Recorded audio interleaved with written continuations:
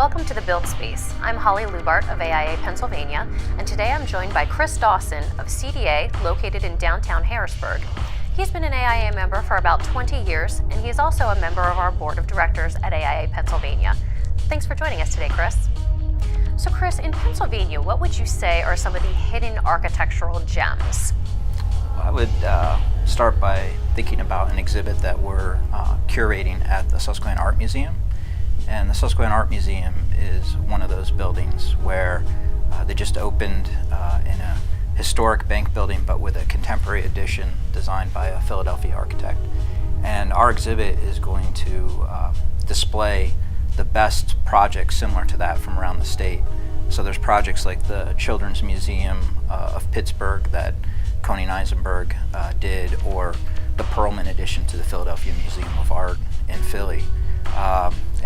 I won't go through the whole list, but there's hidden gems throughout the state and in central Pennsylvania that just have to open your eyes and look.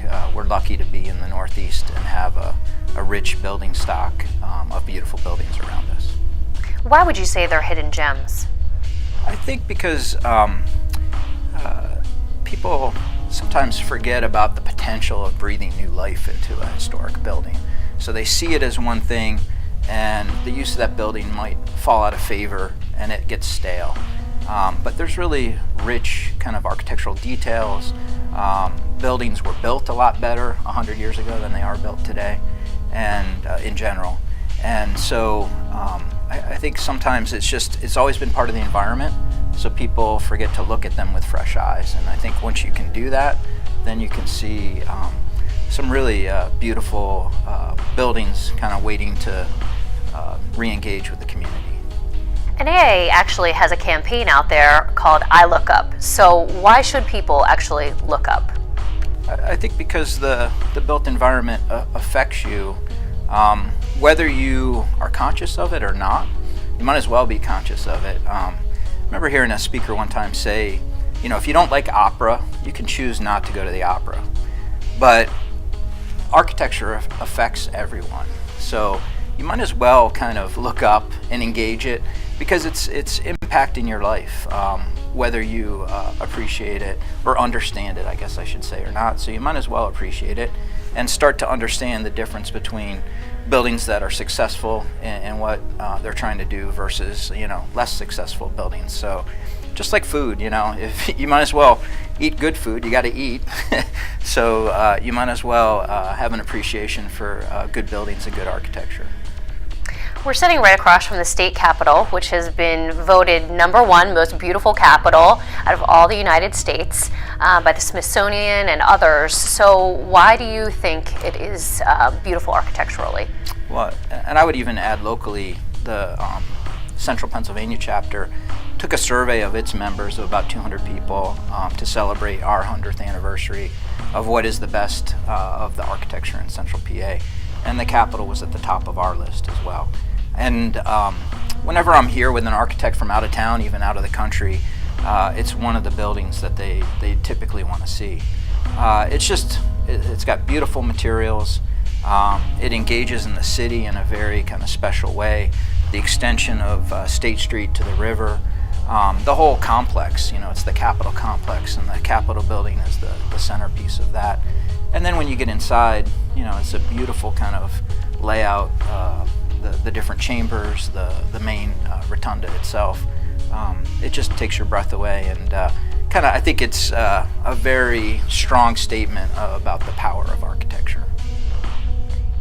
So for those that are considering architecture as a profession, what would you say are some of the challenges, obstacles, and rewards?